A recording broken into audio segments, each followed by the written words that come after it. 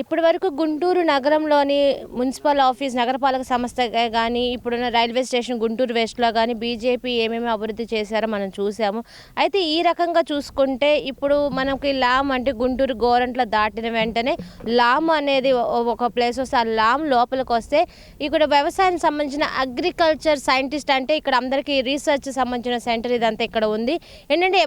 భారతదేశ చరిత్రలోనే ఎక్కడ లేని విధంగా ఈ రీసెర్చ్ సెంటర్ని పెట్టడం జరిగింది. ఎందుకంటే ఇక్కడ సైంటిస్టులు కూడా ఇక్కడ రీసెర్చ్ అవ్వచ్చట. మరి నరేంద్ర మోడీ గారు ఎందుకు ఇంత ఎక్కడ భారతదేశంలోనే ఎక్కడా లేకుండా ఈ గుంటూరు ప్రాంతంలోనే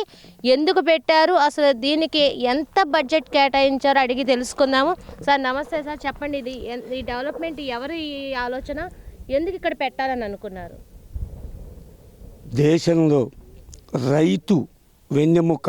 రైతు లేనిదే దేశం లేదు అని నమ్మే ఏకైక వ్యక్తి మన ప్రియతమ ప్రధాని నరేంద్ర మోదీ గారు. కాబట్టే రైతుకు కావాల్సిన సకల సౌకర్యాలు అనగా ప్రతి రైతు కూడా ఈ రోజున పంట వేసి పంటలో నష్టాలు వచ్చి ఇబ్బందులు పడి ఆత్మహత్యలు చేసుకునే పరిస్థితుల్లో ఉన్న ఈ కాలంలో నరేంద్ర మోదీ గారు వచ్చి ప్రతి రైతు కూడా ముందుగా పంటకి వెళ్ళడానికి ముందు, వ్యవసాయం చేయడానికి ముందే తనకి కావాల్సినటువంటి పరిస్థితులను తనే క్రియేట్ చేసుకొని దానికి తగినట్లుగా వ్యవసాయం చేసి పంటలు పండించి అభివృద్ధి పదంలో నడవటానికి, అదేవిధంగా తదనుగుణంగా ఈ దేశం కూడా అభివృద్ధి చెందుతుందనే ఏకైక నమ్మకంతో నరేంద్ర మోదీ గారు ఈ రోజున కేవలం రైతు కోసమే ఈ యొక్క కార్యక్రమాలన్నీ చేపట్టడం జరుగుతుంది. అందులో భాగంగానే ఈరోజు మనం కనుక గమనించినట్లయితే ముందుగా రైతు వ్యవసాయం చేయటానికి నేల దగ్గర నుంచి నేల యొక్క సారవంతమా కాదా అనేది పరీక్ష చేయటం దగ్గర నుంచి మొదలుపెట్టి విత్తన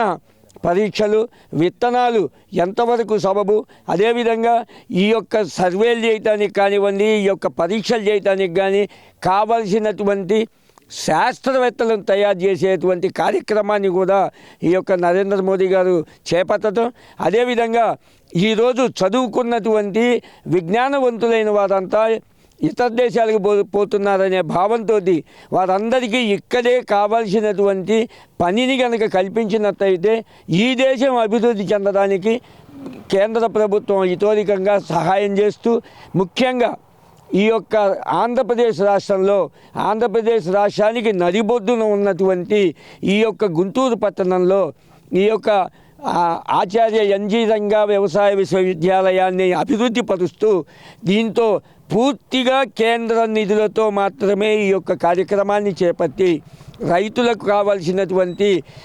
అనేక సలహాలు సంప్రదింపులు చేయటానికి, అదేవిధంగా అనేక మంది శాస్త్రవేత్తలను తయారు చేయడానికి ఈ రోజున ఈ యొక్క వ్యవసాయ విశ్వవిద్యాలయం ఉపయోగపడుతుందని మేము నమ్ముతున్నాము. అదేవిధంగా రైతులు కూడా దీన్ని సద్వినియోగం చేసుకుని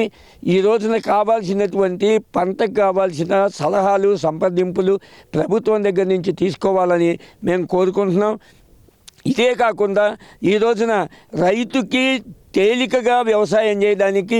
డ్రోన్ పద్ధతిని కూడా ప్రవేశపెట్టిన ఘనత మన ప్రియతమ ప్రధాని నరేంద్ర మోదీ గారికి దక్కుతుంది. అదేవిధంగా మీరు కనుక గమనించినట్టయితే విత్తనాల దగ్గర నుంచి మొదలుపెట్టుకుంటే ముందుగా పెట్టుబడి సాయం కింద ఈ రోజున ప్రతి రైతుకు కూడా పెట్టుబడి సాయం ఇస్తూ, ఆ తర్వాత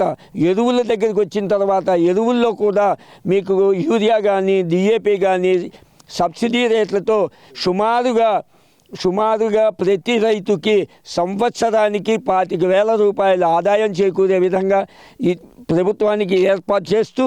అదేవిధంగా పంట గిట్టుబడి ధరనిస్తూ, ఈ విధంగా చూస్తే రైతుకు కావాల్సిన మొత్తం కూడా పెట్టుబడి సాయం దగ్గర నుంచి మొదలుపెట్టి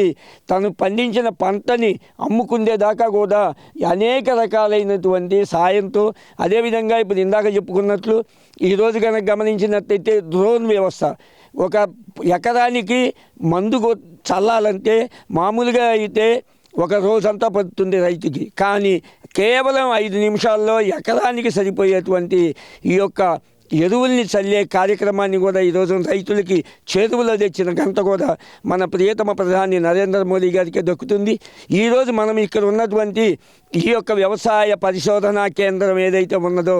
ఇది సుమారుగా ఇప్పటికీ 125 కోట్ల రూపాయలు విడుదల చేశారు.